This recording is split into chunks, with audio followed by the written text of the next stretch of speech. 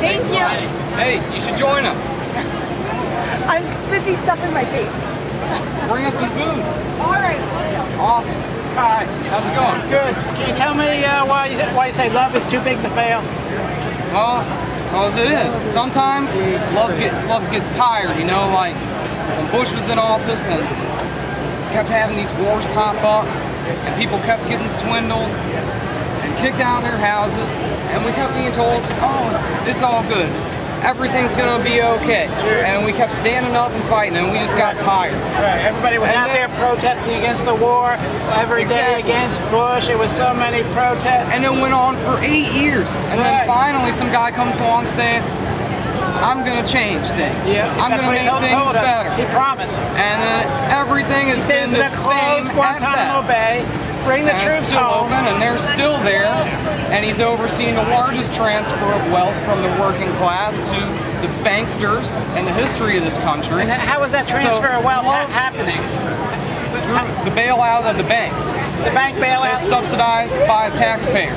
So you're against the bank? You're against the bank bailouts? Absolutely. The banks should have been allowed to fail. Their volatile assets should have been allowed to liquidate. So hey, maybe some kids in my generation could go and buy a house for $40,000.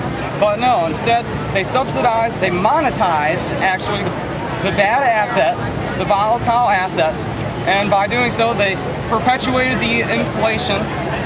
They've made the inflation worse, in fact, and they've just kind of kicked the can down the road, keeping the houses overvalued. How do they monetize? Well, monetizing the debt happened when they printed a bunch of fiat paper dollar bills. Too much money printing?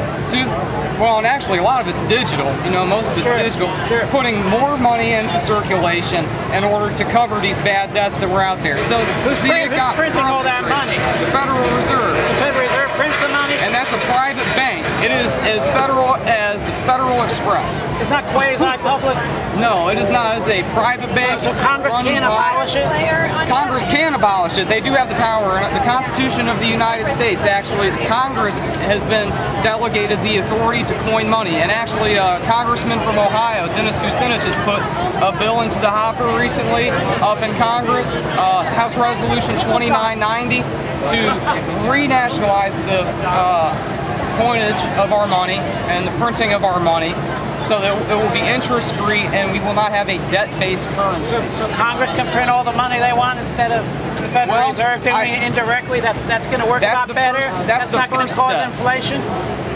It will. That won't monetize the debt? It could. But that's what the first step. What about auditing the Fed? That auditing the Fed is another step that needs to happen. What about ending the Fed? Ending the Fed is absolutely something that needs to take place. And then I believe after reestablishing Congress's ability to print our money, we need to have it backed by a stable asset, such as gold and silver. I think that if we went with just gold, we would see hyper-deflation. But if we use gold and silver, maybe a combination of, you know, copper, some other sorts of valuable metals that are stable because they have a finite supply, we would have much less of these boom and bust cycles happening. How about some flexibility? Let people decide what type of currency they prefer. They prefer using currency backed by gold or silver or both. Yeah, I would love to see people have those options. Yeah, absolutely. You know, even legal tender laws might even need to go out the door, you know? Exactly. Legal tender is forcing people to accept currency. Forces people to use Federal Reserve notes. Absolutely. But, so the question has gotten frustrated, but it hasn't been defeated. It's still here, and it's spreading. Sure, but the question is, we're here. You're here to occupy D.C., and they're occupying Wall Street up in New York City. But the question is, why don't they occupy the Federal Reserve?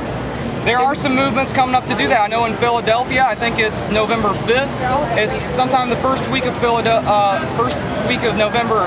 There's going to be an In the Fed rally up in Philadelphia. I believe I've heard there was one going on here in DC today. I'm not sure any of the details about that. I know some people, some of the occupation protesters in San Francisco were arrested yesterday for occupying the property of the San Francisco Federal Reserve Bank. I think it was 20 or 40 people maybe were arrested out there. Or no, sorry, they were told to move. One person was arrested, but there were about 200 people forced to move all, their encampment, but one arrest. Right. But isn't it a little misplaced what you're doing here, Occupy right here, this DC? actually is not Occupy DC.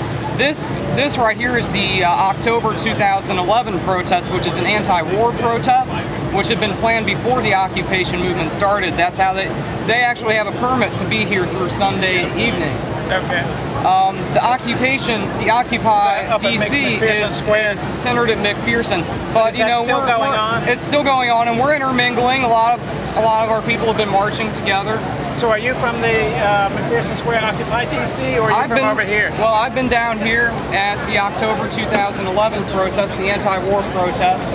But I have participated in some of the marches with the occupation movement, and I intend to join up with them, and I imagine some of the folks who are here with October 2011 after our permits run up, some of the hardcore folks will probably be, I've heard they're planning on sticking around, joining up with the occupation movement so that we can't be conquered by being divided. Right. So are you going to go up to the Occupy? Are you going to join the Occupy? That's my plan. I've got my sleeping bag. I got my conga drums. I'm set to stay. I didn't bring all my stuff down here to spend the afternoon. So you're hardcore. Absolutely. Good to hear.